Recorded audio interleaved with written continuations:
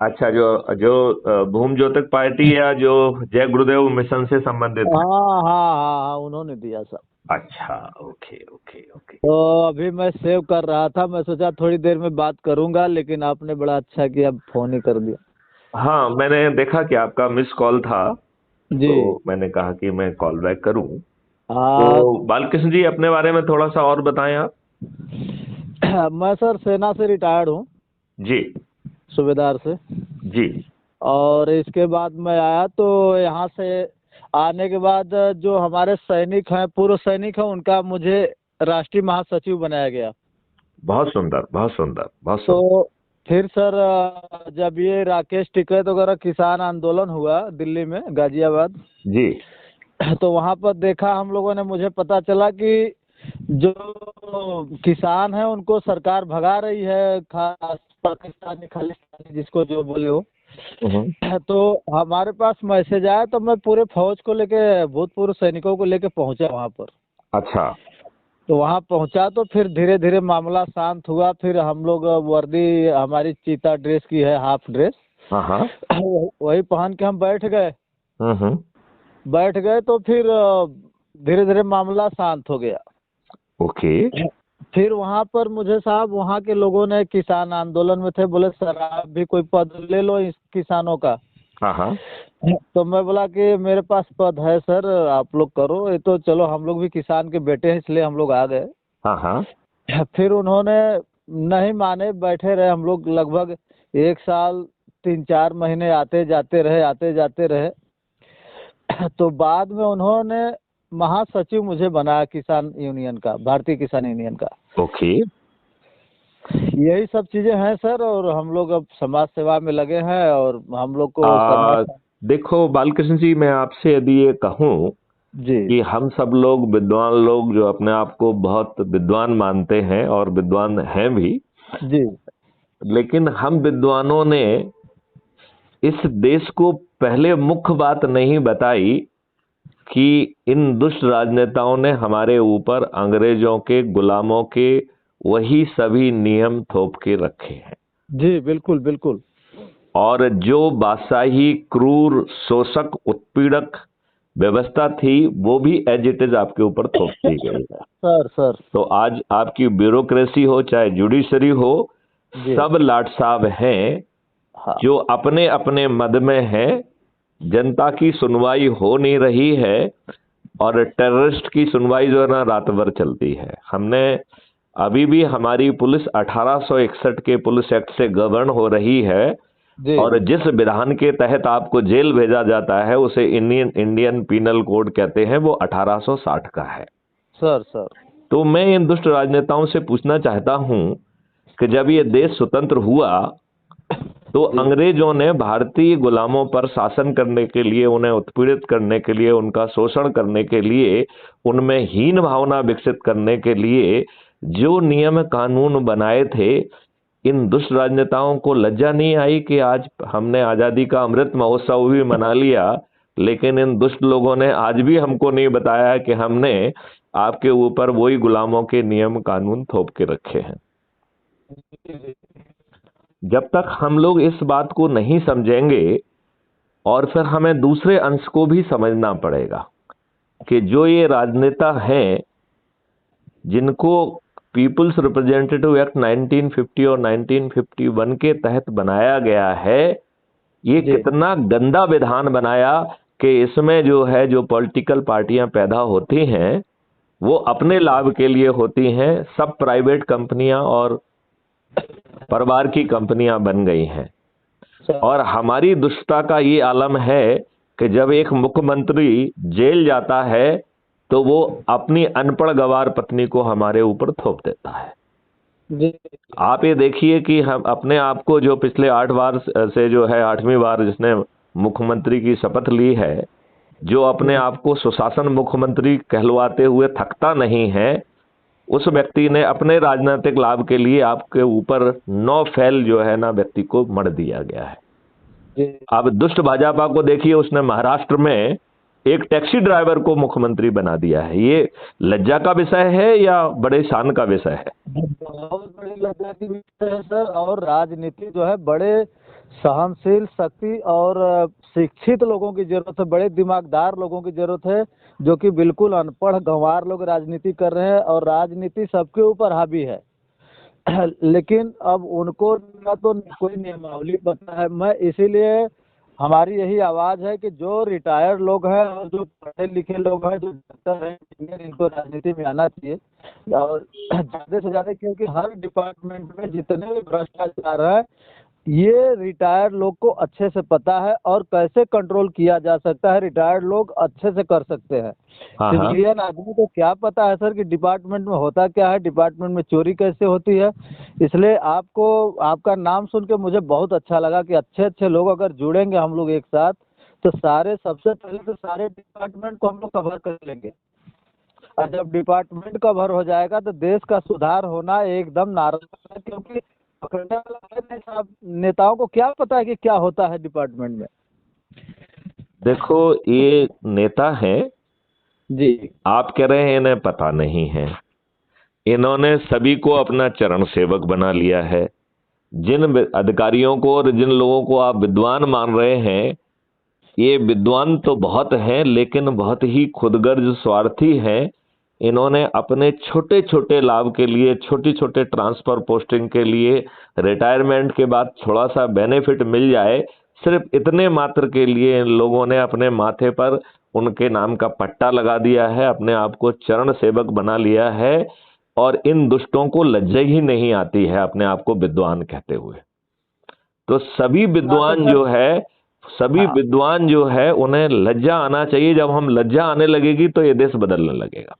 Sir हमारी जो, main problem ये है कि हम निर्लज्ज हैं, बेशरम हैं, मोटी खाल के हैं चारों तरफ। अब ये बताओ, आपका जो है देश का इतिहास बदल दिया गया, ये विद्वान तेल लेने गए थे क्या?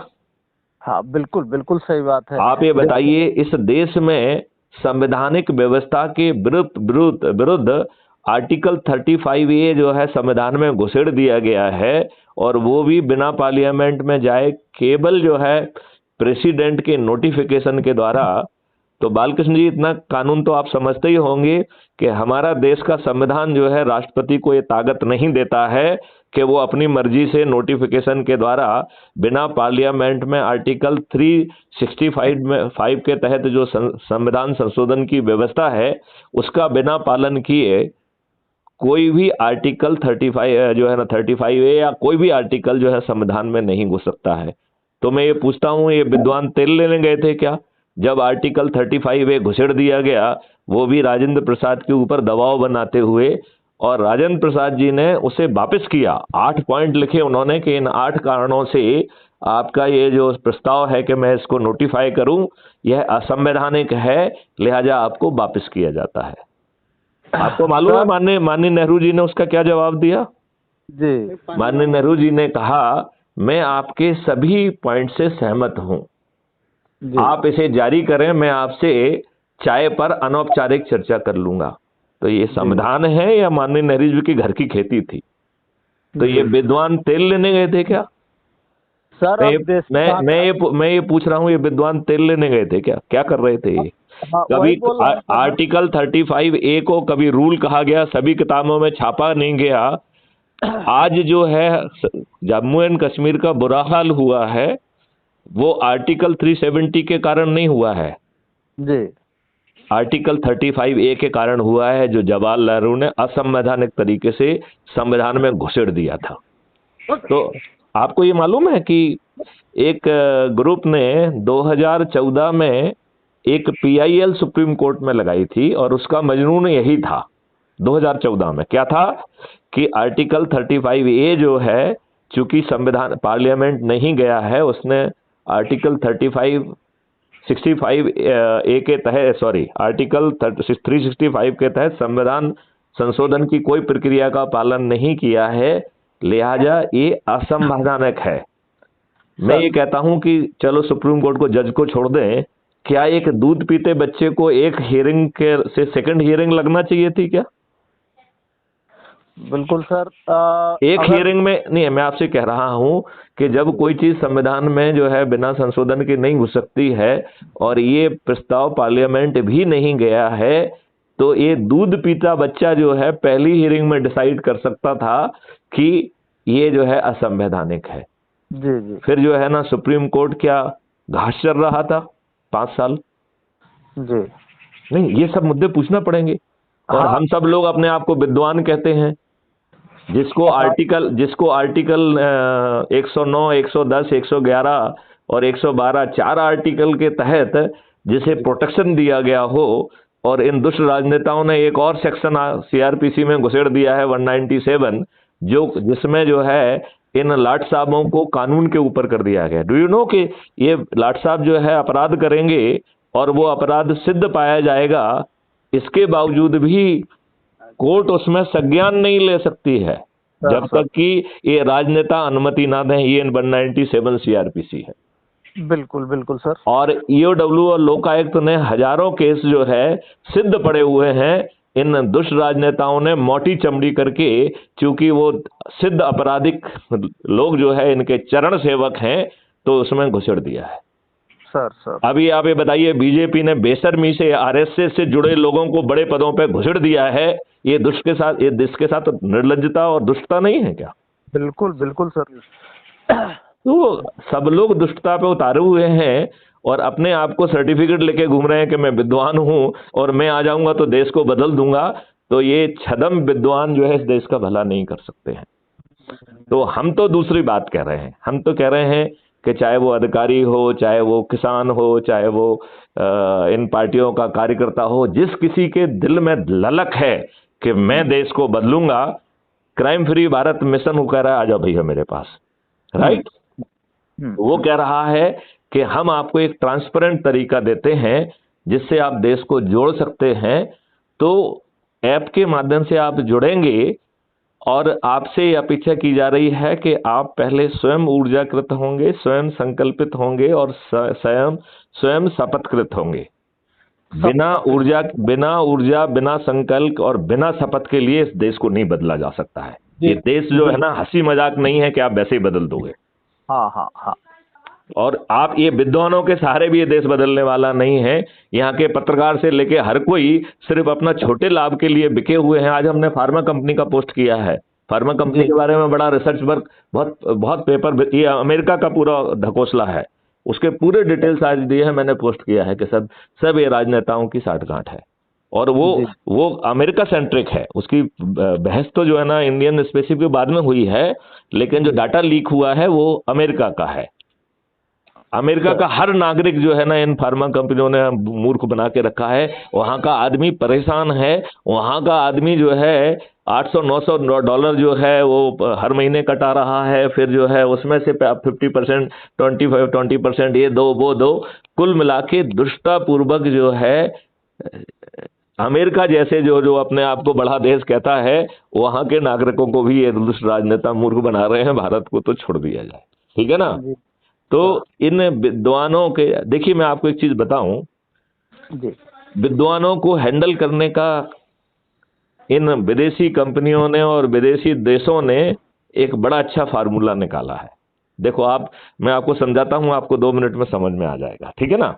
वो क्या करते हैं, किसी भी फील्ड के जो विद्वान हैं, चाहे वो राजनेता फील्ड के विद्वान हों, चाहे ब्यूरोक्रेसी के हों, चाहे जुडिशरी के हों, चाहे वो वैज्ञानिक ही क्यों ना हो, ठीक है ना। तो वो ऐसे विद्वानों को छांटते हैं कि जो थोड़े से विद्वान हैं, उन विद्वानों को बहुत सोची समझी साजिश के तहत एक 5 दिन का 7 दिन का सेमिनार रखा जाता है, जिसमें उन्हें बुलाया जाता है, राइट। उन्हें 5 स्टार और 7 स्टार होटल में रखा जाता है। उन्हें ढेर सारी जो है ना समयबद्ध तरीके से बड़े बड़े विद्वानों को इकट्ठा करके उनके माध्यम से डॉक्यूमेंट्री प्रेजेंटेशन के माध्यम से उनका ब्रेन वॉश करते हुए उन्हें ये विश्वास दिलाया जाता है कि जो कहा जा रहा है वो ही सार्वभौमिक सत्य है। सर मतलब उनसे जो है, अब एक बार उनको ये विश्वास दिला दिया कि जो है ना यही सब सच है, फिर उनसे कहते हैं कि भाई एक आधा आर्टिकल लिख दो। तो वो आर्टिकल लिखते हैं, उसे जो है सोची समझी साजिश के तहत इंटरनेशनल जर्नल्स में रेप्यूट उसको मुख्य पृष्ठ पे छपवा दिया जाता है। तो जो टाइम्स वगैरह जो है जिनमें छपते हैं ना, ये हाँ। सब सोची समझी साजिश के तहत छपते हैं। बिल्कुल बिल्कुल। जो सर्वे से लेके हर चीज छपती है वो सब एक लंबी सोची समझी साजिश है, और इसके बाद उस व्यक्ति को एक अच्छा सा बड़ा सा अवार्ड दे दिया जाता है, मे बी नोबेल प्राइज भी दिया जा सकता है, ठीक है ना। तो अब वो सेलिब्रिटी बन गया कि नहीं बन गया? बन गया सर, बिल्कुल बन गया। अब उस सेलिब्रिटी के हाथ से ऐसी चीजें कहलवाई जाती हैं, ऐसी चीजें थोपी जाती हैं कि उस सेलिब्रिटी को भी नहीं मालूम होता है कि उसका उपयोग किया जा रहा है। जी जी। मैं जब अभी सोचता हूं तो मुझे जोर से लगता है कि जो हरित क्रांति के, ग्रीन रेवोल्यूशन के जो जनक मिस्टर एम एस स्वामीनाथन हैं, क्या वो ऐसी ही साजिश के शिकार हुए थे क्या? क्योंकि जो केमिकल फर्टिलाइजर और पेस्टिसाइड आज हानिकारक है और उसने हमारी फूड चेन को विषाक्त कर दिया है, हमारी जमीन ऊसर हो गई है, और जहां पर केमिकल फर्टिलाइजर और पेस्टिसाइड का बहुतायत में यूज हो रहा है वहां पर कैंसर ट्रेनें चल रही हैं, क्योंकि हमारी फूड चेन विषाक्त हो गई है। जी जी। आप ये बात समझ रहे हो? जी बिल्कुल। जो किसान अपने आप को अन्नदाता, और हम उनको अन्नदाता कहते नहीं थकते हैं, मैं सोचता हूं तो मुझे लगता है कि किसान अन्नदाता है या कैंसर दाता है। बिल्कुल सही बात। देखिए, वो केमिकल फर्टिलाइजर और पेस्टिसाइड का जो है ना यूज कर रहे हैं। अरे जब आज ये सिद्ध कर दिया गया है, आपने आचार्य देवव्रत गवर्नर गुजरात को सुना है क्या? जी जी सुना है। तो उन्होंने एग्रीकल्चर साइंटिस्ट के साथ मिलकर बहुत अच्छा काम किया। जी जी। उन्होंने तरह तरह की जो है ना गायों के, अलग अलग ब्रीड की गायों के जो है, गाय के जो है उसको सैंपल्स की उसको लेबोरेटरीज में टेस्ट कराया और किया, और उन्होंने पाया कि देसी गाय के 1 ग्राम गोबर में 300 करोड़ जीवाणु हैं। कितने? 300 करोड़। और जो गाय दूध नहीं दे रही है उसके 1 ग्राम गोबर में 500 करोड़ जीवाणु हैं। तो नेचर के लिए, जमीन के लिए दूध देती गाय ज्यादा अच्छी है या जो जिस गाय ने दूध देना बंद कर दिया है? बिल्कुल बिल्कुल, जिसने बंद कर दिया है। तो फिर जो है ये हमारी गायें क्यों कटना चाहिए? जी। और उन्होंने ये भी सिद्ध किया कि जो जमीन केमिकल फर्टिलाइजर और पेस्टिसाइड के कारण ऊसर हो गई है, जिसका ऑर्गेनिक कार्बन कंपोनेंट घट के 0.3 पे पहुंच गया है, 1 साल के अंदर जीवामृत, घन अमृत, अमृत मिट्टी और केंचुए और बहुत सारे आजकल माइक्रोब्स हो गए हैं, इन सब का उपयोग करते हुए 0.3 कार्बन, ऑर्गेनिक कार्बन को बहुत आसानी से 0.8 और 0.9 जो है ना ऑर्गेनिक कार्बन का पे ले जाया जा सकता है। तो हमारी मृत मिट्टी बिना ज्यादा खर्च किए, बिना खर्च किए फिर से जो है ना सोना बन सकती है। और ये जब इस कॉन्फ्रेंस में ये सब बातें माननीय जो है आचार्य देवव्रत जी बता रहे थे, उस कॉन्फ्रेंस में माननीय प्रधानमंत्री नरेंद्र मोदी जी भी उपस्थित थे। जी जी। राइट। और मैं भी था, मैं भी देख रहा था उसे, ठीक है ना सर। तो इतना सब जानने और समझने के बाद केमिकल फर्टिलाइजर और पेस्टिसाइड पर तत्काल बंदिश लगना चाहिए कि नहीं लगना चाहिए? कम से कम सब्सिडीज तो हटा ही देना चाहिए यदि और कुछ नहीं कर सकते हैं तो। सर। और देश के जो है जितने भी एग्रीकल्चर यूनिवर्सिटीज हैं उनको जो है जीवामृत, घन अमृत के जो है ना टैंकरों में बना के फ्री जाके हर खेत में जो है ना यदि वो उसका स्प्रे करेंगे, और एक बाकी लोग जो है ना 1 या 2 बार कर पा रहे हैं और 10-10 बार कर दिया जाए, और तो जो है ना आप बताइए, और माइक्रोब्स वगैरह के माध्यम से, अर्थवर्म के माध्यम से बिना खर्च किए हम किसानों का ज्यादा बड़ा भला कर सकते हैं कि नहीं कर सकते हैं? बिल्कुल बिल्कुल कर सकते हैं सर। तो भाई किसान जो है ना लाइन लगा के केमिकल फर्टिलाइजर पेस्टिसाइड क्यों लगा रहे हैं? और उनको शर्म नहीं आती है किसानों को, जो ये कहते हैं कि भाई मैं अपने लिए जो है ना बिना फर्टिलाइजर का जो है ना एक छोटा सा 1 एकड़ में अपने लिए अलग से उगाता हूँ। जी। हाँ, ये इन किसानों को और बाकी लोगों को, आपको मालूम है कि हम 16 करोड़ लीटर दूध जो है ना पैदा कर रहे हैं और 64 करोड़ लीटर दूध कंज्यूम हो रहा है। इसका मतलब है 48 करोड़ लीटर दूध जो है वो केमिकल चीजों से बनाया जा रहा है, यूरिया आदि से बनाया जा रहा है, जो इस पे रिसर्च कह रही है कि यदि इसको 4 साल तक लगातार लिया जाएगा तो इसका उपयोग करने वाले 87% लोगों को, 13% तो लोग अपनी बॉडी की इम्यूनिटी के कारण बच जाएंगे, 87% लोगों को कैंसर हो जाएगा। जी जी। अब आप ये बताइए कि ये 48 करोड़ लीटर दूध हमारे ही लोग, अधिकांश जो किसानों का ठप्पा लेके जी रहे हैं, वही बना रहे हैं ना। बिल्कुल बिल्कुल। तो हमें लज्जा क्यों नहीं आती है? आप ये बताइए, हम जो है गायों से लेके, भैंसों से लेके, बकरियों से लेके, मुर्गियों से लेके, सब्जियों से लेके, फलों से लेके, हर जगह जो है हार्मोनल इंजेक्शन, जिसको पिट्यूटरी इंजेक्शन कहते हैं, वो लगा रहे हैं। हमें लज्जा व शर्म ही नहीं आती है। अब हम लोग जो है, ये जो दुष्ट लोग जो है ना, बहुत सारी पार्टियां बना रहे हैं। मैं इन सब दुष्टों से पूछना चाहता हूं कि ये किसके भले के लिए राजनीतिक पार्टी बना रहे हैं? इनका तो एक आदमी नहीं जीतता है।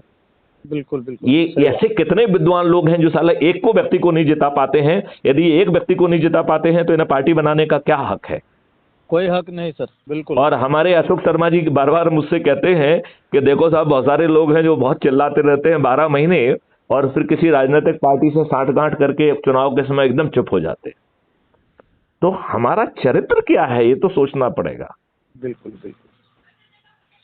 आप बालकृष्ण जी हमारी बात से कहां तक सहमत है?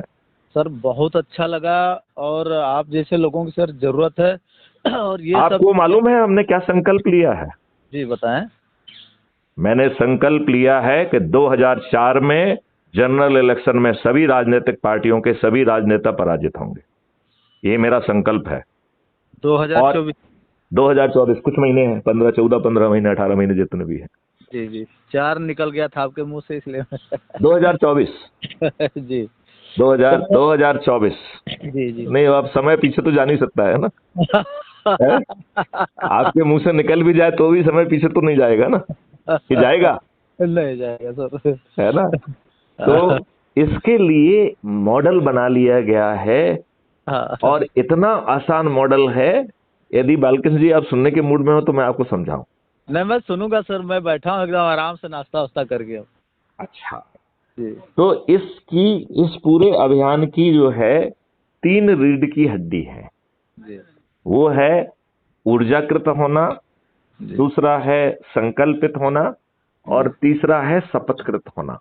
शपथकृत, बिल्कुल सर बिल्कुल। तो ऊर्जाकृत होके, संकल्पित होके, शपथकृत होके, यदि हम लोग 9 दिन का सिर्फ अपने क्षेत्र का, दूसरों के बारे में नहीं सोचना, सिर्फ अपना काम करना है, यदि उतना कर देंगे तो 9 दिन के अंदर हम 100 करोड़ हो जाए। 9 दिन के अंदर।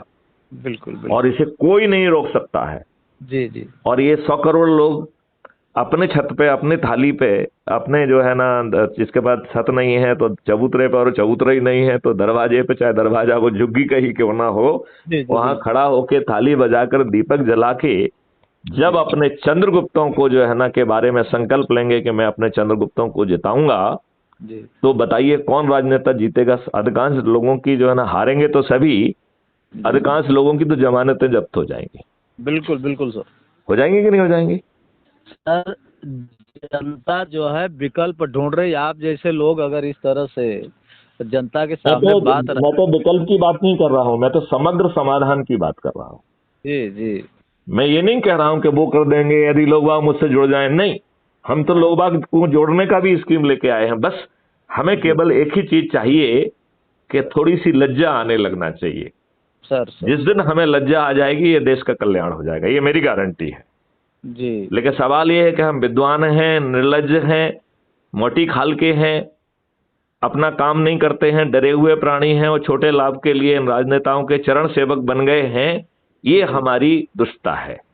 और जो लोग थोड़े बहुत जगा पाए हैं, जैसे अन्ना हजारे जी ने जगाया, तो अब अन्ना हजारे जी बेचारे भोले भाले अच्छे इंसान हैं, उन्हें तो समझ ही नहीं है कि कानून के टुकड़े से जो है ना, इस देश का कल्याण नहीं हो सकता है।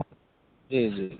और जब जो है उस कागज के टुकड़े का पालन करने का किसी को वो ही नहीं है। अब बताइए, मोदी जी ने पहले टेनवर में उस कागज के टुकड़े में लोकपाल ही पोस्ट नहीं किया।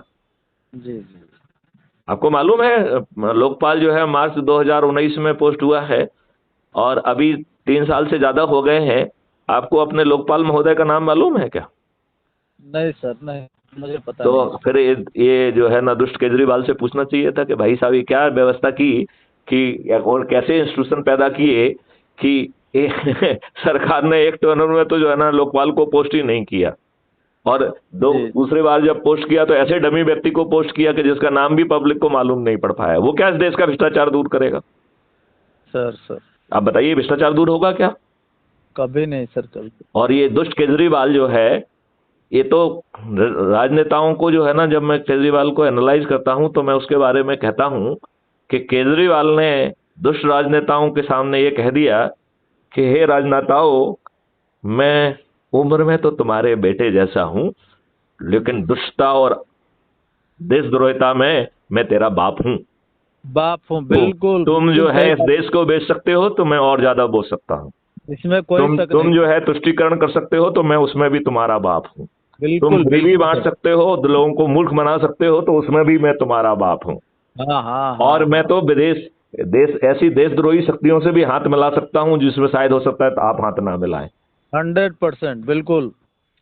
तो ये मेरी एनालिसिस है केजरीवाल के बारे में। लेकिन मेरी एनालिसिस शायद तेल लेने जाए, बेचारा वो जो है ना कुछ तो कर ले जा रहा है।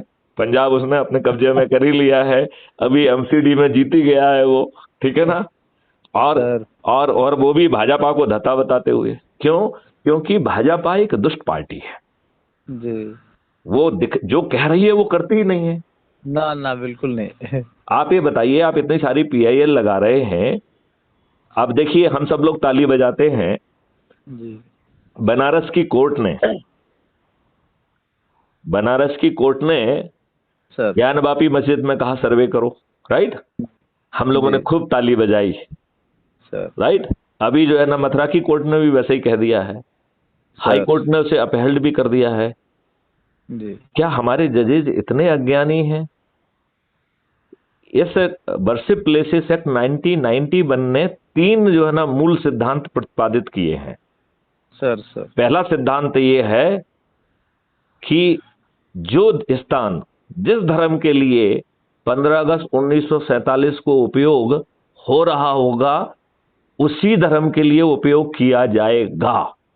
सर। तो आप ओरिजिनल स्वरूप क्यों जानना चाहते हैं? नहीं, मैं आपसे पूछता हूं, भाई इस बात को किसको संदेह हो सकता है कि जो नंदी बाबा जो है जहां मुंह करते हैं वहां भगवान शिव बैठते हैं, राइट। और जी जिसको फव्वारा कहा जा रहा है वो स्वयंभू शंकर भगवान ही हैं, इस बात को मूर्ख भी बता सकता है, बिना किसी सर्वे के बता सकता बिल्कुल है। बिल्कुल बिल्कुल। है ना, इसमें कोई बड़ा ज्ञान की जरूरत तो नहीं है। नहीं लेकिन नहीं। कानून क्या आपको ओरिजिनल स्वरूप जानने की इजाजत देता है? वो तो एक डेट देता है कि इस डेट में कौन सी जगह के लिए यूज हो रहा है। तो सर ज्ञानवापी मस्जिद में आपसे सिर्फ पूछता हूँ, इतना ही जानने की जरूरत है कि क्या 15 अगस्त 1947 को मस्जिद के रूप में यूज हो रही थी क्या? नहीं। तो आप नहीं हो रही थी भाई, 15 अगस्त 1947 को मस्जिद के रूप में थी वो। जी मथुरा वाले में भी यही है। तो हाँ मत मैं नहीं, मैं कह रहा हूं इसमें बाधा क्या है? एक जी एक्ट जिसको वर्शिप प्लेसेस एक्ट 1991 कहते हैं। सर। ये किसने बनाया? नरसिम्हा राव ने 1991 में बनाया। एक बैसाखी सरकार जो कि कॉलिशन की गवर्नमेंट थी, उसने दुष्टता पूर्वक 3 सिद्धांत प्रतिपादित करते हुए भारतीयों से न्याय की भीख मांगने का हक भी छुड़ा लिया। तो पहला तो नियम क्या था कि जो स्थान जिस धर्म के लिए 15 अगस्त 1947 को यूज हो रहा है उसी धर्म के लिए यूज होता रहेगा, राइट। फिर उसने दूसरा सिद्धांत दिया, उसने कहा कि जो है ना राम जन्मभूमि को छोड़कर जितने भी विवाद किसी भी न्यायालय में लंबित हैं उन्हें इसी सिद्धांत के तहत निर्णित कर दिया जाए। क्या कहा उसने? सर जो ऑलरेडी कोर्ट में चल रहे हैं उन्हें क्लोज कर दो इसी सिद्धांत के तहत कि 15 अगस्त 1947 को किस चीज के लिए यूज हो रहे हैं।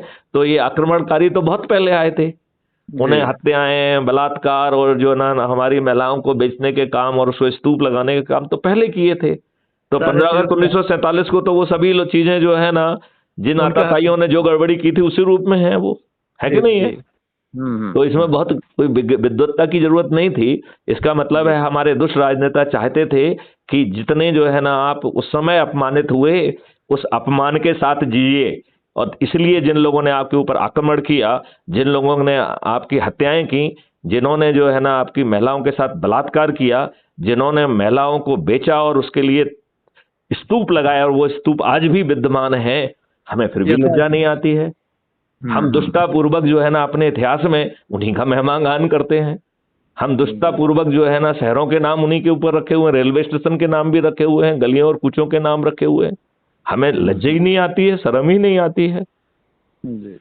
तो अब जो है इसका ये वर्शिप प्लेसेस एक्ट 1991 का सेक्शन 4 है, वो कहता है courts are banned from taking cognizance.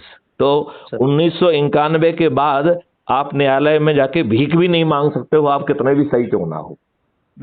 तो कितना दुष्ट रहा ये नरसिम्हा राव, कितनी दुष्ट ये कांग्रेस रही, और कितने दुष्ट ये भाजपाई हैं जिन्होंने 8-9 साल गुजार दिए। तो कुछ भाजपा साहब कह रहे थे कि अरे भाई, अरे नरेंद्र मोदी जी बड़ी दूर की सोचते हैं। तो मैंने कहा भाई साहब, जो सोचते हैं वो मन की बात में अपनी बात कहते हैं या किसी दूसरे के मन की बात कहते हैं?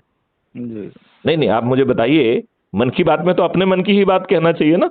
बिल्कुल बिल्कुल। तो आप दूर की सोच रहे हैं तो उसे कर पाओ चाहे ना कर पाओ, कहने का हिम्मत तो कर ही लो ना। सर भाई मैथिली शरण गुप्त अपने मन की ही बात कह रहे हैं कि नहीं कह रहे हैं, कि किसी दूसरे के मन की बात कह रहे हैं?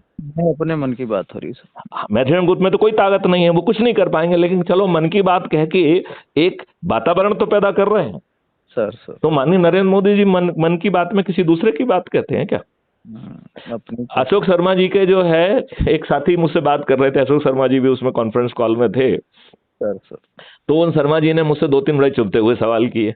उन्होंने मुझसे कहा कि नरेंद्र मोदी जी कहते हैं कि उन्होंने चाय बेची है।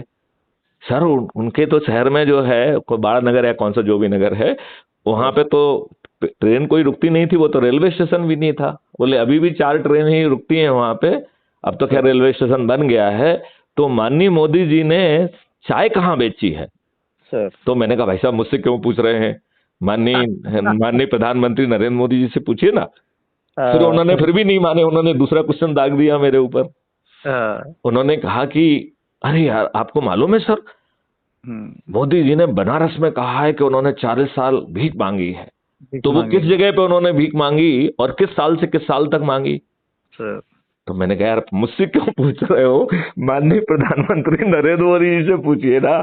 सर फिर मैंने एक अपनी ऑब्जर्वेशन दी, लेकिन हाँ मैं यहाँ ये जरूर जोड़ना चाहूंगा कि यदि इतने बड़े पद पे व्यक्ति यदि इतने छद्म चरित्र के होंगे कि पार्लियामेंट के मंदिर में माथा तो टेकेंगे, उस पार्लियामेंट के मंदिर के अंदर अच्छे कानून नहीं बनाएंगे, जो गलत कानून है उसे रिपील नहीं करेंगे, तो माथा किस लिए ठोका था? बिल्कुल नहीं। ये जवाब कोई देगा मुझे कि माननीय नरेंद्र मोदी जी ने पार्लियामेंट में माथा क्यों टेका था? यदि उन्हें पुराने घटिया जो संविधान की व्यवस्था के विरुद्ध जो कानून बनाए गए उनको नहीं लाना था, तो उनको नहीं रिपील करना था, तो और जो संविधान में व्यवस्था है उसके अनुरूप तो कोई आचरण भी नहीं किया गया है। आर्टिकल जो है 44 में लिखा हुआ है कि हम यूनिफॉर्म सिविल कोड लेके आएंगे। फिर 1956 में हिंदू मैरिज कोड और ये सब ढेर सारे कोड क्यों बन गए? ये संविधान की व्यवस्था के विपरीत है कि नहीं है? बिल्कुल है सर, बिल्कुल। फिर आप जो है ना वक्फ बोर्ड एक्ट कैसे बन गया, उसमें जो है ना आपने discrimination on the basis of religion कैसे किया? मतलब अपनी दुष्टता के ऊपर दुष्टता कर जाएंगे। माइनॉरिटी मिनिस्ट्री कैसे बन गई? माइनॉरिटी कमीशन कैसे बन गया? सर ये सब जो है ना दुष्टता के नहीं है क्या is it not against the fundamental right? तो हम अपने लाभ के लिए सत्ता में बैठे रहने के लिए दुष्टता के ऊपर दुष्टता कर जाएंगे। और मैं तो इन साले राजनेताओं से पूछता हूं कि वो बताएं कि इनकी शिक्षा क्या है, सोच क्या है, चरित्र क्या है, ध्येय क्या है, इनका लक्ष्य क्या है, देश को कहां ले जाना चाहते हैं? सर और जब इनकी इच्छा सोच नहीं है तो ये हमारे प्रतिनिधि क्यों हैं? और ये तो बन गए, थुप गए, और फिर 4-4 बार के विधायक, सांसद और मंत्री और मुख्यमंत्री हैं, और जो है ना इन्हें कहते लज्जा नहीं आती है कि जो ना चाय वाला हमारा प्रधानमंत्री है, हमारा टैक्सी वाला प्रधानमंत्री मुख्यमंत्री है। मैं कह रहा हूं क्यों होना चाहिए? I am asking this question. विद्वानों की कमी है इस देश की धरा पे? क्यों होना चाहिए? मुझे जवाब दीजिए।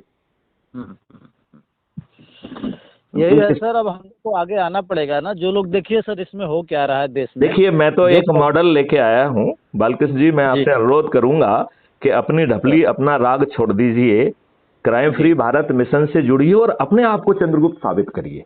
यदि आपके चरित्र में कुछ है देने के लिए, तो संगोष्ठियां करिए, लोगों तक पहुंचिए, लोगों को जोड़िए। जो लोगों को जोड़ेगा, और उसके लिए एक मॉडल दिया गया है। देखिए, मैं उस मॉडल को समझाता हूं। एक तो पहले मैं ऊर्जाकृत, संकल्प, शपथकृत को समझाता हूं, और फिर इस मॉडल को समझाता हूं। 10 मिनट लगेंगे, मैं ये समय जी लेके आपको समझाता हूं, ठीक है ना। सर। ऊर्जा, जो हमने आपसे बातचीत की, इसी को ऊर्जाकृत करना कहते हैं। तो जी आप जी में कुछ ऊर्जा पैदा हुई क्या? बिल्कुल सर, क्यों नहीं, बहुत अच्छा लगा, और क्यों नहीं हो रहा ऊर्जाकृत। तो इसी प्रक्रिया को हम ऊर्जाकृत करना कह रहे हैं, ठीक है ना। जी अब संकल्प जो है एक है वैसे, लेकिन हमने उसे जानबूझ के 5 भागों में बांट दिया, क्योंकि जी हमारे उसमें कहा गया है कि हर व्यक्ति हर तरीके के काम नहीं करना चाहता है, नहीं करता है, नहीं सक्षम है, नहीं उसका सोच का हिस्सा है। इसलिए पूजा भी 3 प्रकार की बनाई गई है, छोटी, बड़ी, मझोल, राइट। जी तो हमने कहा संकल्प एक रहेंगे तो ठीक नहीं है, लोगों को ऑप्शन देना चाहिए, ठीक है ना।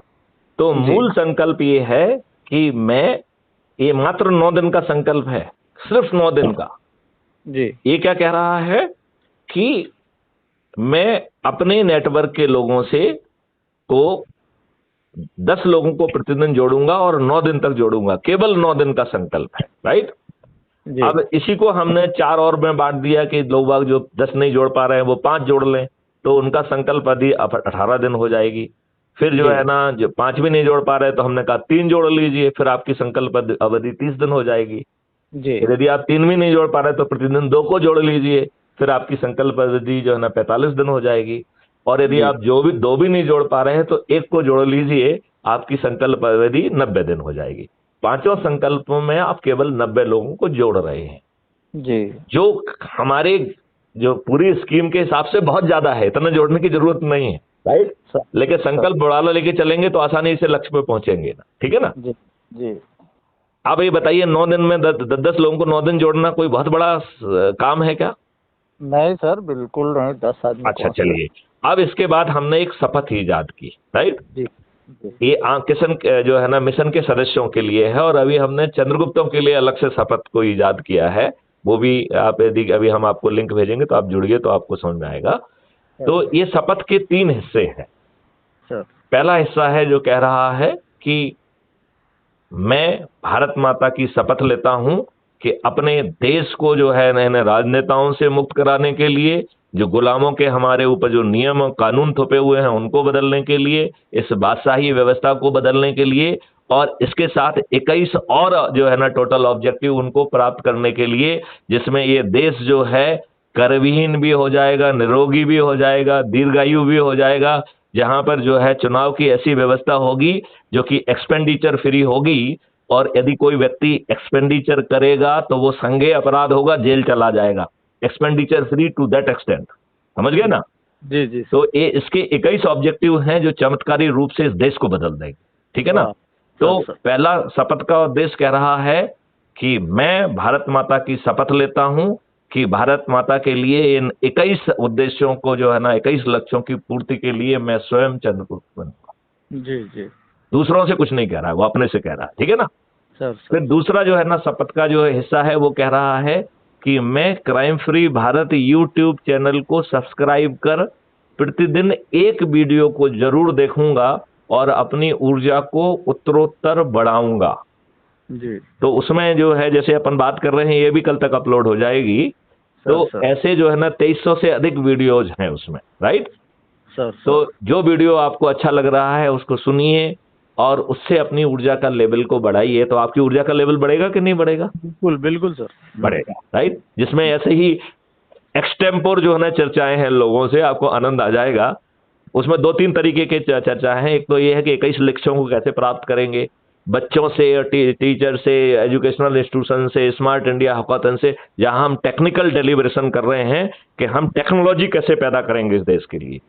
सर मैंने 12 स्मार्ट इंडिया हैकाथॉन की हैं, और 53 टेक्निकल यूनिवर्सिटी और इंस्टीट्यूट से मेरा MOU है।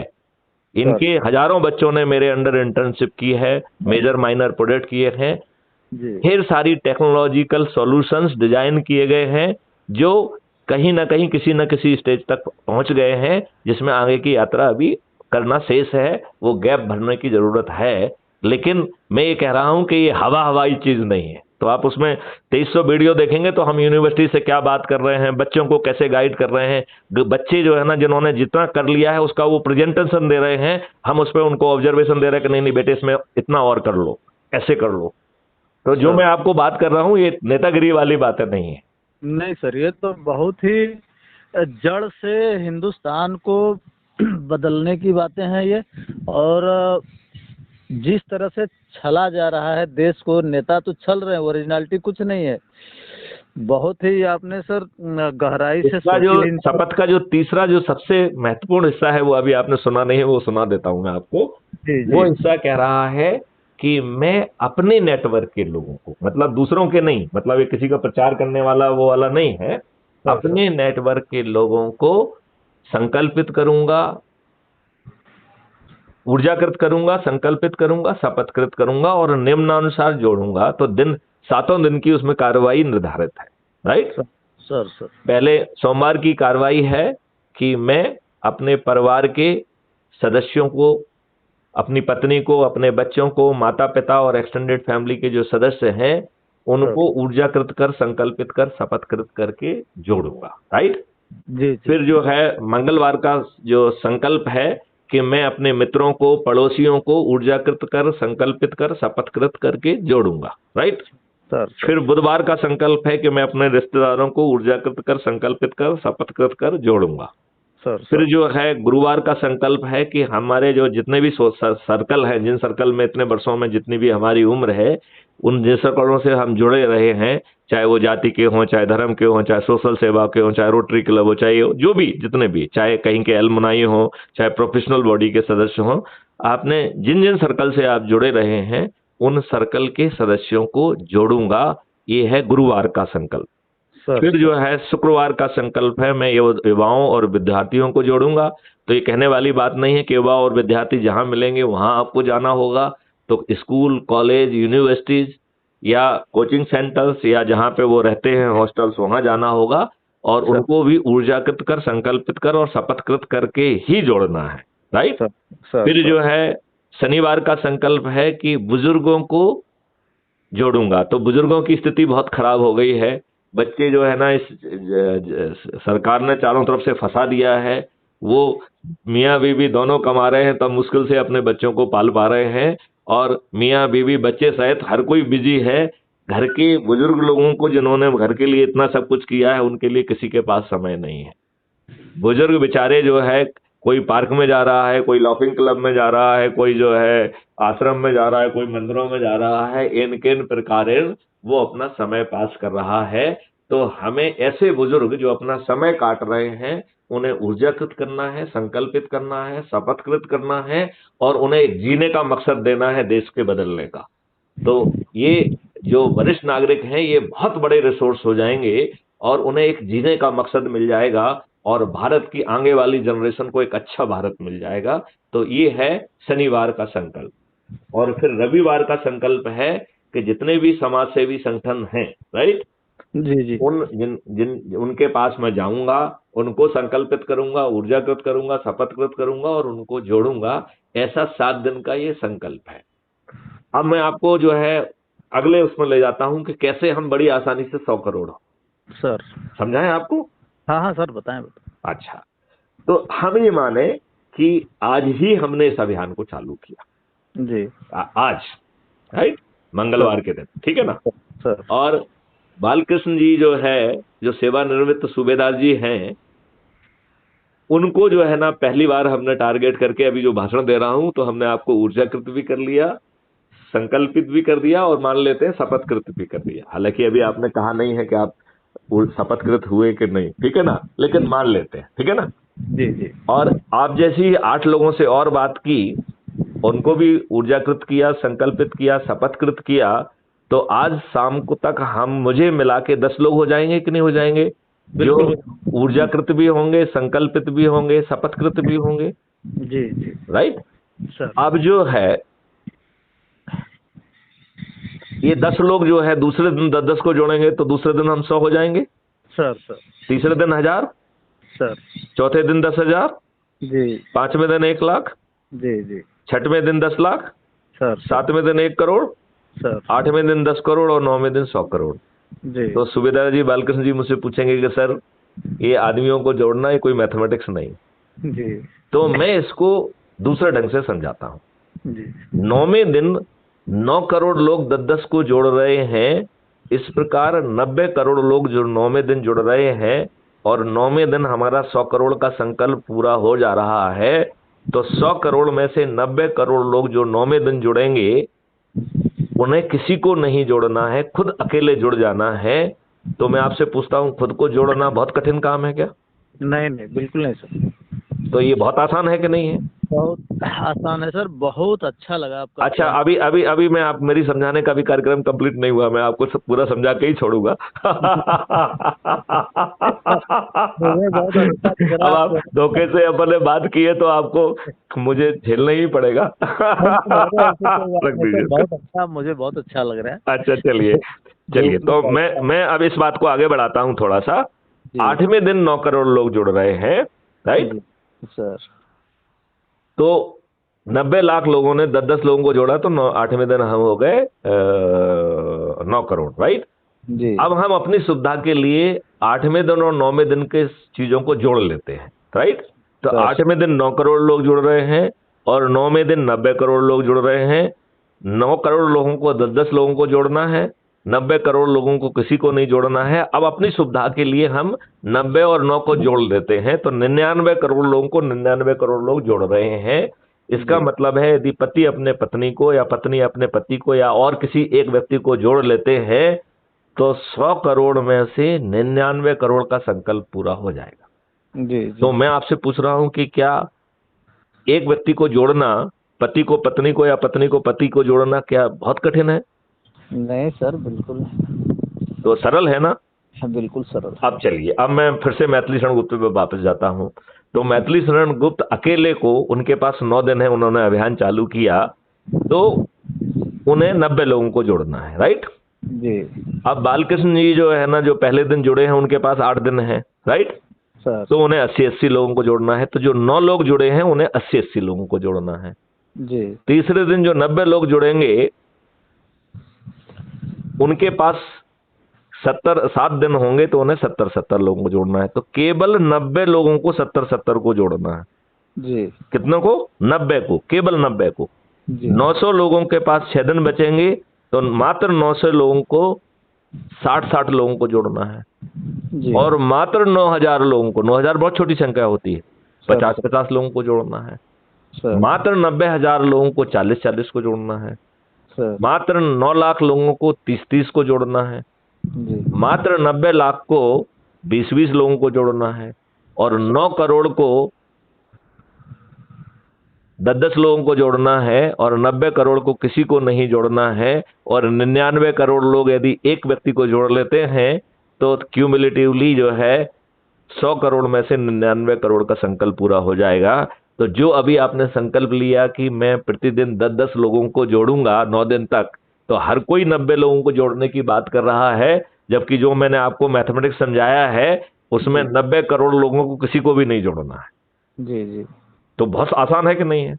बहुत तगड़ी मैथमेटिक्स लगाया सर आपने, बहुत तगड़ा, बहुत। अब जो है, मुझे कुछ लोगों ने बातचीत में 2 बातें कही जो मैं आपसे शेयर करना चाहूंगा।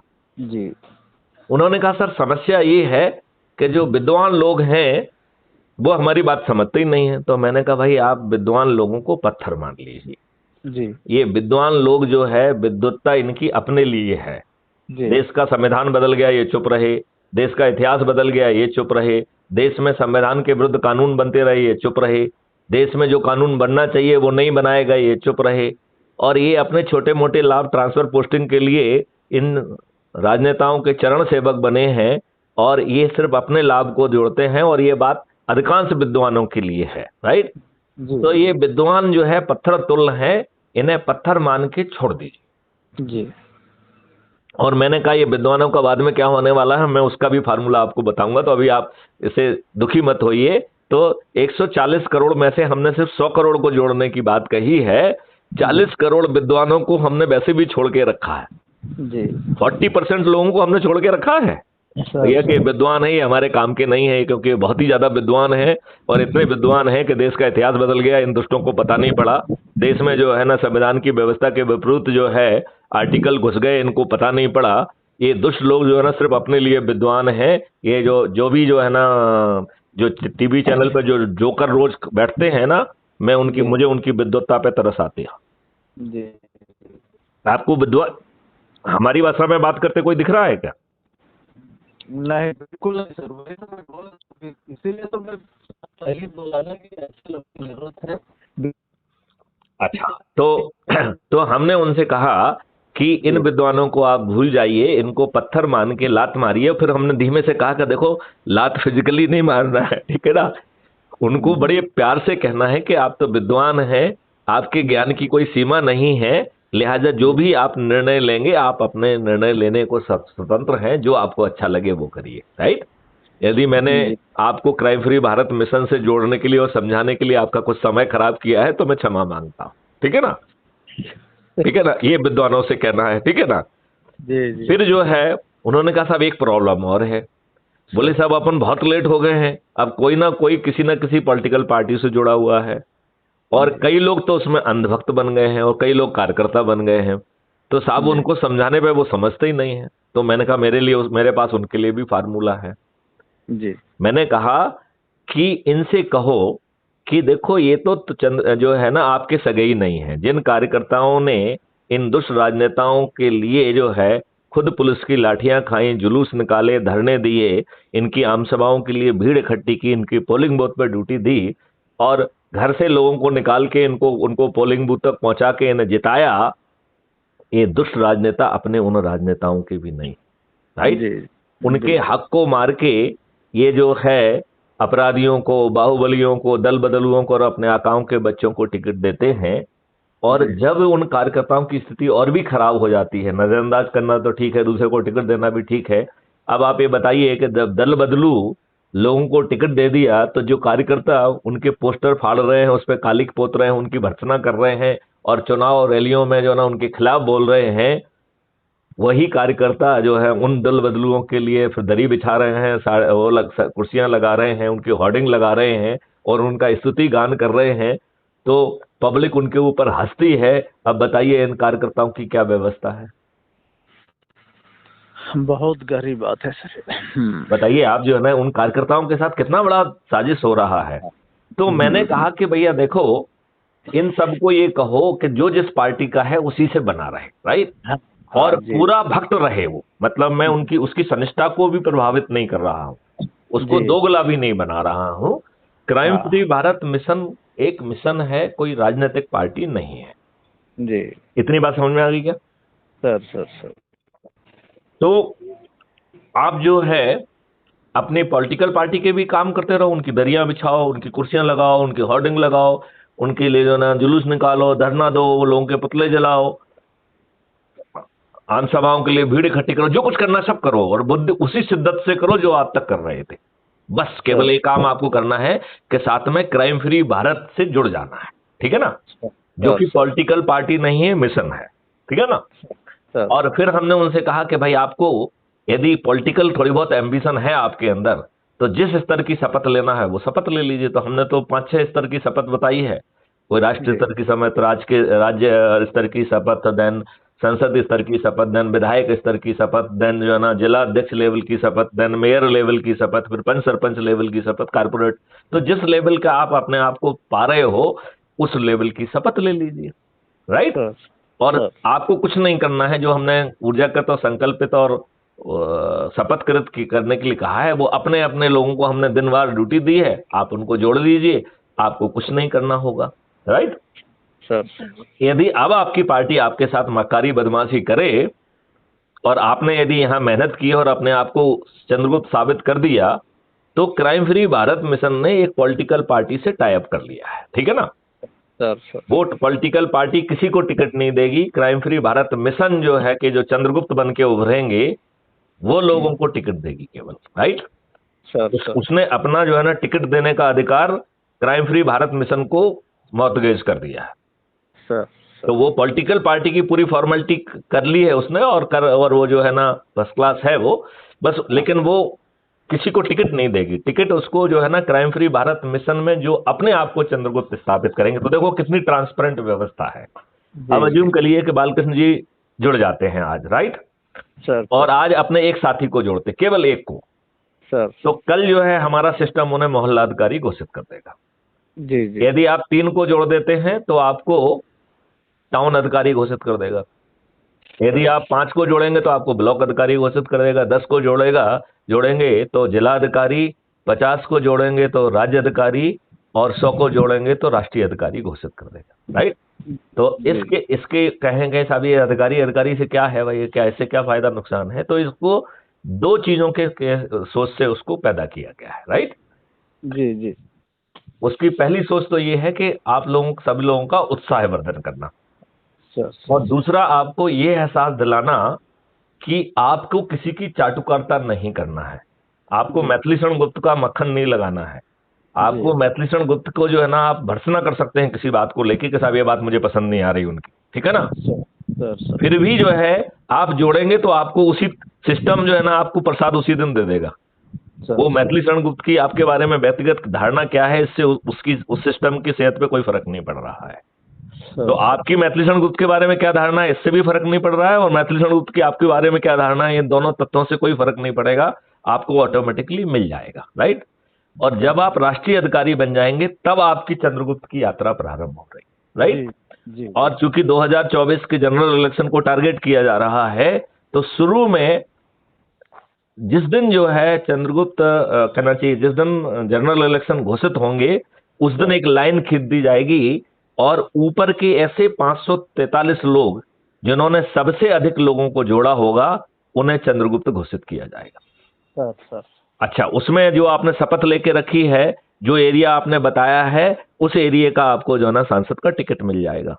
अब अज्यूम करिए कि आपसे ज्यादा जो है ना पाने वाले के उस या एक जगह पे एक क्षेत्र के जो है ना एक से ज्यादा या 2 या 3 और 4 लोग भी जो है ना वो 543 में आ गए हैं, तो उन्हें टिकट मिलेगा, लेकिन फिर उन्हें एडजॉइनिंग एरिया का टिकट मिलेगा, ठीक है ना।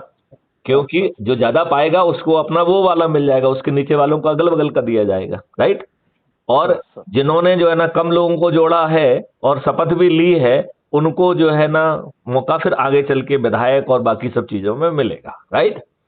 सर तो एक बहुत पारदर्शी जो है ना मॉडल बनाया गया, जिसमें हर दिन कौन फर्स्ट सेकंड थर्ड है ये बताया जाता है, हर दिन जो है हर वीक में कौन फर्स्ट सेकंड थर्ड है ये भी आंकड़ा दिया जाता है, हर मंथ में जो है ना फर्स्ट सेकंड थर्ड कौन है ये आंकड़ा भी दिया जाता है, और अभी तक ऑल द टाइम किसने कितने लोगों को जोड़ा है ये भी दिखाया जाता है, और हर दिन एक कमेंडेशन सर्टिफिकेट भी जारी किया जाता है जिसने सबसे ज्यादा लोगों को जोड़ा है। तो इससे ज्यादा ट्रांसपेरेंट कोई तरीका हो सकता है क्या? बिल्कुल सही। क्या आपको मैथिलीशरण गुप्त को मक्खन लगाने की जरूरत है क्या?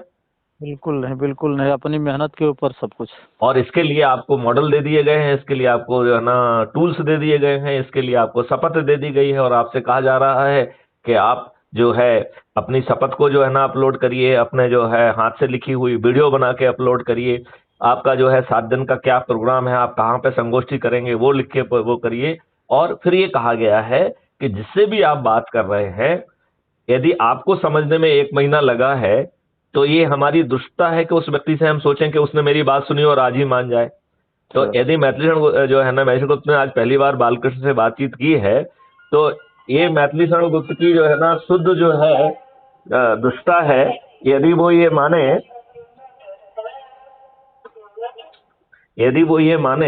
कि बंद, हाँ, तो यदि वो ये माने कि मैथिलीशरण गुप्त ने पहली बार कहा और बालकृष्ण जी जो ना मान जाए, तो ये मैथिलीशरण गुप्त की दुष्टता है। तो हमने अपने लोगों से कहा है कि जिनसे संगोष्ठी आप करें उनको एक व्हाट्सएप ग्रुप में जोड़ें, राइट। जो भी ढेर सारे वीडियोज ऑडियोज जो जारी हो रहे हैं उनसे बात करें, और एक लेवल की संगोष्ठी करें, फिर दूसरी बार संगोष्ठी करें, तीसरी बार संगोष्ठी करें। जब उसको समझ में आए तब उसे जुड़ने दें, क्योंकि वो अपने भाव से जुड़ेगा, अपनी ऊर्जा से जुड़ेगा, अपने संकल्प से जुड़ेगा, अपनी शपथ से जुड़ेगा, तो वो बहुत जल्दी जो है चंद्रगुप्त बन जाए। सर तो ये इसकी पूरी रणनीति है। और मैं आपको ऐप की लिंक यदि आपकी इच्छा हो तो मैं भेजता हूं, आप उससे जुड़िए। बिल्कुल हाँ? भेजें बिल्कुल जी। और आप जो है से मैं 2 क्वेश्चन पूछना चाहूंगा कि आप कौन से लेवल का संकल्प लेना चाहेंगे? सर 9 दिन वाला, 18 दिन वाला, 30 दिन वाला, 45 दिन वाला, 90 दिन वाला? 9 दिल वाला। 9 दिन वाला। तो आप प्रतिदिन 10 लोगों को जोड़ेंगे, मैं आपके संकल्प को देखूंगा पीछे से, ठीक है ना? जी जी। अच्छा, और शपथ जो है, जो 6 स्तरीय शपथ है, तो आप अपने आप को किस स्तर की शपथ लेना चाहेंगे, क्योंकि उसमें संख्या का कोई बंधन नहीं है। जी तो पहला स्तर है राष्ट्रीय स्तर का चंद्रगुप्त, दूसरा है राज्य स्तरीय चंद्रगुप्त, तीसरा है संसदीय स्तर चंद्रगुप्त, फिर विधायकीय स्तर चंद्रगुप्त, फिर जो है जिला अध्यक्ष स्तरीय चंद्रगुप्त, फिर है मेयर स्तरीय, मतलब शहरी के क्षेत्र के लिए मेयर स्तरीय चंद्रगुप्त, और फिर कहना चाहिए सरपंच और पंच सरपंच लेवल स्तरीय चंद्रगुप्त, और है यहाँ पर कारपोरेट और पार्षद स्तरीय चंद्रगुप्त। तो इस तरीके से 6 लेवल इनके दिए गए हैं, और 2 जो है एकदम ऊपर के हैं, जो कि राष्ट्रीय और राज्य स्तरीय जो है। तो इस प्रकार मिला के टोटल 8 जो है स्तर बनते हैं, जी जी। ठीक है ना? तो आप इसमें से किस स्तर पे अपने आप को स्थापित करना चाहेंगे, जिससे आपके प्रयास जो है उसी दिशा के में रहें, और बाद में जो है आप प्रयास की कमी के कारण पीछे ना रह जाए? जी जी। तो आप किस स्तर पे अपने आप को देख रहे हैं? राष्ट्रीय लेवल में सर। राष्ट्रीय लेवल में, राइट? तो राष्ट्रीय लेवल के शपथ को आप देख लीजिएगा, उसमें अवेलेबल है। जी उसका मुख्य काम ये है कि वो राज्य स्तरीय लोगों को पहचानेगा, और राज्य स्तरीय लोगों को जो है चूंकि हनुमान को अपनी शक्ति नहीं मालूम होती है, तो हनुमान की उसकी शक्ति याद दिलाना है, उनको ऊर्जाकृत करना है, संकल्पित करना है, शपथ करना है, और फिर जो है उसे आगे के रास्ते पे निकालना है। जी। ऐसे ही राज्य स्तरीय का काम है कि संसद स्तरीय को खोजेगा, संसद स्तरीय का काम है कि विधायक स्तरीय को खोजेगा, विधायक स्तरीय का काम है कि वो जिला अध्यक्ष और मेयर स्तरीय को खोजेगा, और जिला और मेयर स्तरीय का काम है कि वो पंच सरपंच स्तरीय और पार्षद स्तरीय जो है ना चंद्रगुप्तों को खोजेगा, और उन्हें ऊर्जाकृत करके शपथकृत करेगा। और टेस्ट उसका यही है, क्योंकि ये लिस्ट कंटिन्यूस चलती रहेगी, तो जैसे जूम करिए 2024 में सांसद स्तरीय के लोग जो है ना ऊपर वाले कट जाएंगे, ठीक है ना, वो चले जाएंगे, सांसद बन जाएंगे, राइट? जी। अब उसके बाद जो राज्यों के चुनाव होंगे, तो उसी लिस्ट से जो है फिर विधायक स्तरीय लोग एक के बाद एक चलते जाएंगे, तो सभी राज्यों के लिए विधायक भी उसी सोर्स से आएंगे, राइट? फिर जो है मेयर और जो जिला अध्यक्ष हैं, रूरल जिला अध्यक्ष जो है, वो भी वहीं से आएंगे, फिर पंच सरपंच भी वहीं से आएंगे। लिहाजा चंद्रगुप्तों को अपनी ऊर्जा और उसके हिसाब से, अपने कंट्रीब्यूशन के हिसाब से उन्हें फल मिलता रहेगा, और बाय प्रोडक्ट के रूप में जो है ना देश बदल जाएगा। तो क्राइम फ्री भारत के 21 लक्ष्य हैं। यदि आपको उसमें एक आध लक्ष्य की कमी नजर आ रही हो कि साहब ये लक्ष्य और होना चाहिए, तो हम उस पर चर्चा करने के लिए भी ओपन हैं। और लक्ष्य जो है ना देश को बदलना होना चाहिए, लक्ष्य जो है ना किसी पार्टी विशेष को बढ़ाना नहीं होना चाहिए। अब एक जो है ना आपकी पार्टी के कुछ लोग थे, जब मैंने भाषण दिया था इसमें सुप्रीम कोर्ट का जो एक सभागार था, उसमें मैंने भाषण दिया था, तो मैंने उनसे यही कहा था कि कोई कह रहा है कि जनता राजा, अरे भाई जनता गुलाम है, आपने गुलामों के नियम कानून थोप के रखे हैं, क्यों मूर्ख बना रहे हो जनता को? जनता को जगाओ कि इन दुष्ट राजनेताओं ने आपके ऊपर गुलामों के नियम कानून थोप के रखे हैं, आओ जुड़ो, चंद्रगुप्त बनो, और हम जो है ना उन नियमों से आपको मुक्त करा देंगे। जी जी। हम जो है किसानों से लेके हर किसी को जो है, किसानों की आमदनी 5 गुना और मजदूरों की आमदनी 10 गुना होगी, और आगे चल के तो भारत का हर नागरिक समृद्ध होगा। यदि आप चाहेंगे भी तो आप गरीब नहीं रह पाएंगे। जैसे हमारा जो क्राइम फ्री मॉडल है, उसमें 5 सर्टेनिटी है, वो कह रहा है कि भाई साहब आप चाहेंगे भी तो अपराध करने का ऑप्शन आपके पास नहीं रहेगा 2029 के बाद। जी जी। इन भारतवर्ष में 2029 के बाद कोई अपराध करे, यह पूर्व अपराधी अपराध करे, ये तो संभव ही नहीं, राइट? नए व्यक्तियों से रिएक्शनरी क्राइम हो सकता है, so that will be taken cognizance without going to थाना। 14 दिन में बिना जो है उसके 14 दिन में चार्जशीट लग जाएगी, और 3 दिन से 30 दिन के अंदर उसमें न्याय मिल जाएगा, वो भी बिना कोर्ट जाए। सर तो ऐसी उसकी 5 सर्टेनिटी के साथ ये गवर्नमेंट ऑफ इंडिया का नेशनल पुलिस मिशन है, जो कि 2019 से 2017 को मैंने प्रस्ताव भेजा था, 2019 से I am heading this national police mission. आज भी मैं इसका हेड हूं। गवर्नमेंट ऑफ इंडिया का प्रस्ताव है। लेकिन आप कहेंगे साहब फिर आप ये सब क्या कर रहे हैं? क्योंकि मुझे अब एहसास हो गया कि दुष्ट राजनेता जो खुद अपराधी हैं, ये अपराध मुक्त भारत को जमीन पे नहीं उतरने देंगे। तो फिर हमने ये नया मॉडल निकाला कि हम तो इसे जमीन पे उतार के ही रहेंगे। बहुत बड़ी बात सर, बहुत अच्छा, बहुत अच्छा। तो हमारे इसलिए फिर हमने संकल्प लिया। अब ये बताइए कि एक जो न स्वयं जो डीजी रहा 7 साल, तो फाइनली ये संकल्प ले रहा है कि मैं 2024 के सामान्य चुनाव में सभी राजनीतिक पार्टियों के सभी राजनेताओं को पराजित कर दूंगा, और वो भी ऐसे अदृश्य चंद्रगुप्तों के हाथों पराजित होंगे जिनका चेहरा किसी ने नहीं देखा होगा।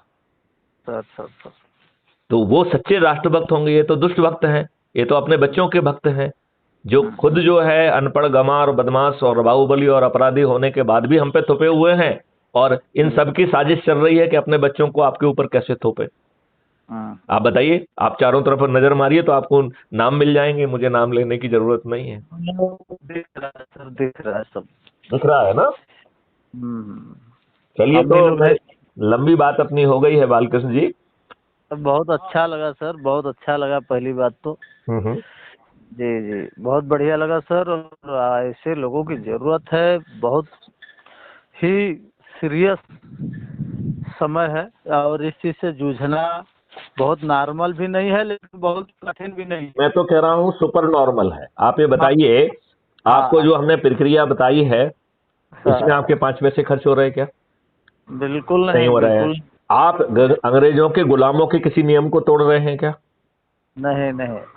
आप गुलामों के जो कंडक्ट रूल बने हुए हैं उनको तोड़ रहे हैं क्या? नहीं। आप कोई रैली निकाल रहे हैं, कोई जुलूस निकाल रहे हैं, कोई धरना दे रहे हैं, किसी को पिटीशन दे रहे हैं, दिल्ली जा रहे हैं, ऐसा कुछ कर रहे हैं क्या? नहीं। तो आपकी रिस्क जीरो है कि नहीं? जी। तो फिर जो है इतना आसान क्यों नहीं है? बिल्कुल। और संकल्प में तो अपन 90 दिन की जोड़ने की बात कर रहे हैं। यहाँ तो एक ही व्यक्ति को 90 लोगों को जोड़ना है, वो मैथिली शरणगुप्त अकेले। बाकी लोगों को तो जो है ना 90 करोड़ को किसी को नहीं जोड़ना है।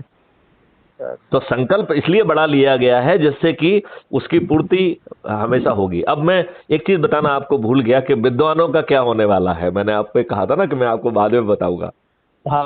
तो इसके लिए कबीरदास जी एक सिद्धांत प्रतिपादित कर गए हैं। यदि आपने जरूर सुना होगा, वो बाल भारती वगैरह में आपने पढ़ा होगा मेरे ख्याल से।